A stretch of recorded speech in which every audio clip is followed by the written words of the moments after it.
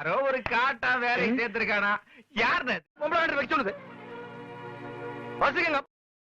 வணக்கம் friends, last minute Tamil channel உங்களை அன்போடு வரவேற்கிறது. இப்போ நாம் எங்கே இருக்கிறோம் அப்படின்னு சொல்லி பார்த்தீங்கன்னா, பொள்ளாச்சி வேட்டைக்காரன் புதூர் அடுத்த காளியாபுரம் அடுத்த சேத்துமடைக்கு பக்கத்தில் இருக்கிற ஒரு ஷூட்டிங் ஸ்பாட்டுக்கு தாங்க இப்போ நம்ம வந்திருக்கிறோம்.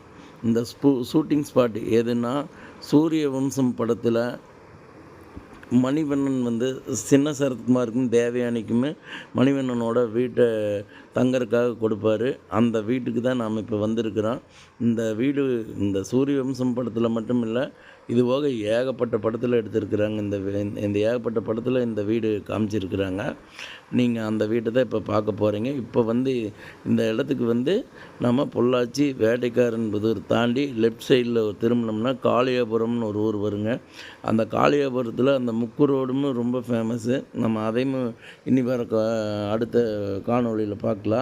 இப்போ நாம் பார்க்குறது என்னங்கன்னா, அதுக்கப்புறம் அந்த காளியாபுரத்துலேருந்து மறுபடியும் ஒரு 4-5 கிலோமீட்டர் வந்தால் இந்த வீடு வருங்க. தோட்டத்து பங்களா இது ஒரு தோட்டத்துக்குள்ளே இருக்குது. நாம் இப்போ அங்கே பர்மிஷன் கேட்டு தான் போய் நம்ம வீடியோ எடுத்துருக்குறோம். பாருங்கள். இப்போ நம்ம அந்த வீடியோவை பார்க்க போகிறோம். பாருங்கள்.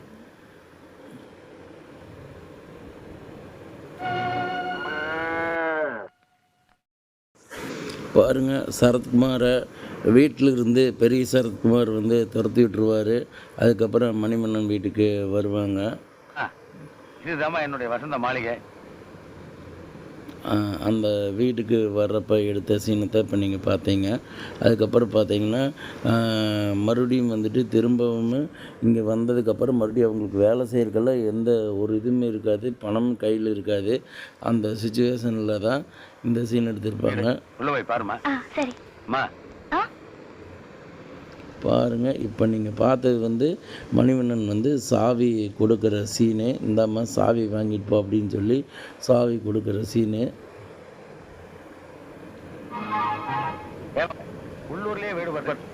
இதுக்கப்புறம் பார்த்தீங்கன்னா, ஏன் மாப்பிள்ள இவ்வளோ தூரம் தள்ளி வீடு எடுத்திருக்கிற அப்படின்னு சொல்லி மணிவண்ணன் கேட்பார்.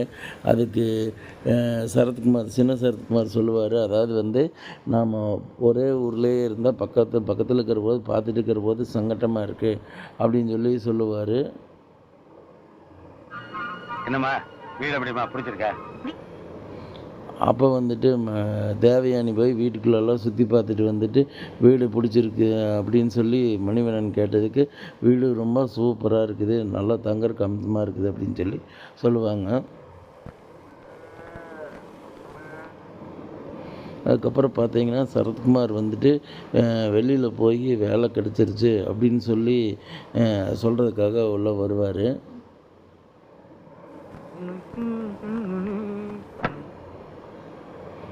அதுக்கப்புறம் பார்த்தீங்கன்னா, அந்த வேலை கிடைச்சதில் சரத்குமார் கூட இன்னொருத்தருமே வேலைக்கு சேர்ந்துருப்பார். அவங்க தனியாக இவங்க தனியாக சேர்ந்துருப்பாங்க, பார்த்துருக்க மாட்டாங்க.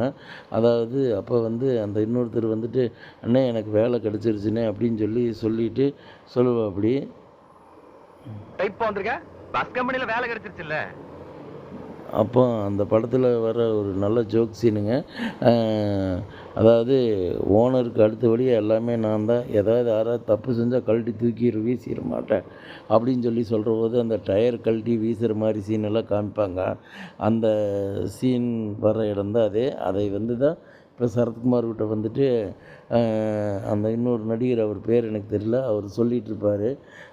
அந்த டைமில் தான் சரத்குமார் அப்போ கேட்பார், இதுக்கு முன்னாடியே இன்னொருத்தர் அந்த இடத்துல வேலைக்கு சேர்ந்துருப்பாங்களே அப்படின்னு சொல்லி. எல்லாமே நம்ம அதுக்கு அந்த ஜோக் நடிகர் ஆமாண்ணே என்னண்ணே அதுக்குள்ளே அதை கண்டுபிடிச்சிருக்கிறீங்க, உங்களுக்கு எப்படின்னே தெரியும் அப்படின்னு சொல்லி அந்த நடிகர் கேட்பார். அதுக்கு அப்போ சரத்குமார் அந்த இன்னொருத்தர் யாருன்னு தெரியுமா அப்படின்னு சொல்லி கேட்குற போது,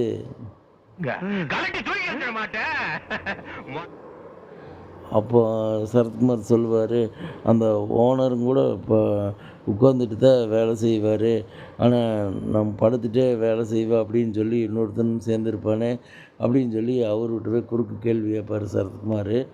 அதுக்கு அவன் ஆமாண்ணே எப்படின்னு எல்லாமே கரெக்டாகவே சொல்கிறீங்க அப்படின்னு சொல்லி அந்த ஜோக் நடிகர் கேட்பார். முதலாளி கூட உட்காந்துக்கிட்டே வேலை செய்வாரு, நீ படுத்துக்கிட்டே. அப்போ சரத்குமார் சொல்லுவார், அந்த சரத்குமார்கிட்ட யாருன்னே அது அப்படின்னு சொல்லி அவர் கேட்குறப்போ, அது நான் தான் அப்படின்னு சொல்லி சொல்லுவார். அந்த இடத்துல அவருக்கு எப்படி பேசுகிறதுன்னு தெரியாமல் திரு திருன்னு முழிச்சிட்ருப்பார். அந்த மாதிரி இடம்தான் அந்த சீன் தான் அது. இப்போ நம்ம அதான் பார்த்தோம். வேலைக்கு உனக்கு முன்னாடி இன்னொருத்தர் சேர்ந்துருப்பானே. ஐயோ உங்களுக்கு எல்லாம் பாருங்கள், இப்போ அதே சீன் தான் மறுபடியுமே. அதான் எல்லாமே கரெக்டாக கண்டுபிடிச்சி வச்சுருக்கிறீங்க அப்படின்னு சொல்லி சொல்கிறாரு. நம்ம படத்தை பற்றியே பேசிகிட்டு இருக்கிறோம். இந்த இடம் பாருங்கள் எவ்வளோ அற்புதமான இடம் இருக்குது. தோட்டத்துக்குள்ளார ஜம்முன்னு வீடு கட்டியிருக்கிறாங்க.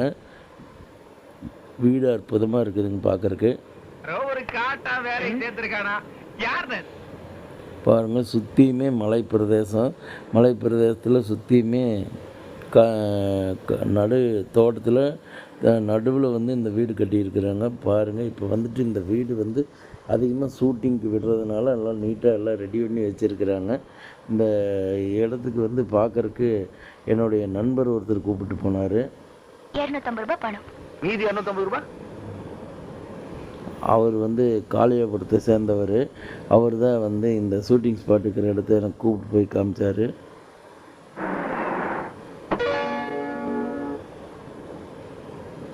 பாருங்கள், இந்த சீன் தான் முக்கால்வாசி பூரா தோட்டத்துக்குள்ளாரையே இருக்குதுங்க இந்த வீடு.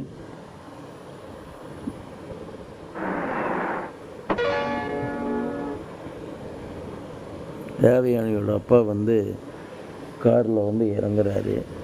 ஜெய் கணேஷ் அவர் பேர். அந்த சீன் தான் இப்போ நம்ம பார்த்தோம். பாருங்கள், இந்த இதுக்கு வந்து மெயின் ரோட்லேருந்து இப்படி கொஞ்சம் தூரம் உள்ளே நடந்து போனால் தான் அந்த வீட்டுக்கு போய் சேர முடியும். அந்த வழி தான் இது.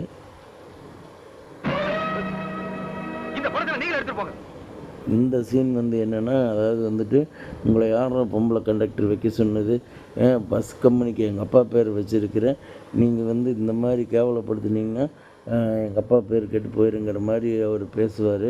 இனிமேல் நீங்கள் ஒருத்தர் பார்க்க வேண்டாம், நானே என் பஸ் கம்பெனியை பார்த்துக்கிறேன் அப்படின்னு சொல்லி சரத்குமார் வந்து கோபமாக திட்டுவார். அந்த டைமில் வந்துட்டு அந்த வீட்டுக்கு பின்னாடி இருந்துட்டு மணிவண்ணனும் சுந்தரராஜனும் வருவாங்க.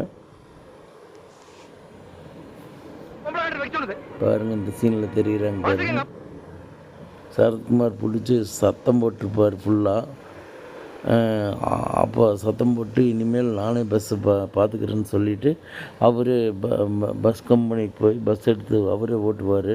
அப்போ அந்த படம் பார்த்து கொண்டே போகும் பயணம் டவுன் பஸ் அப்படின்னெல்லாம் போட்டு அந்த பஸ்ஸில் போட்டு நல்லா டெவலப் பண்ணி பெரிய மில் முதலாளி ஆகி பெரிய ஓனர் ஆகிடுவார் சரத்குமார் ஒரே பாட்டில். அந்த ஒரே பாட்டில் தான் சரத்குமார் வந்து பெரிய ஓனராகி அதே நேரத்தில் வந்து தேவயானி வந்து கலெக்டருக்கு படித்து கலெக்டர் ஆகிடுவாங்க. எல்லாமே இந்த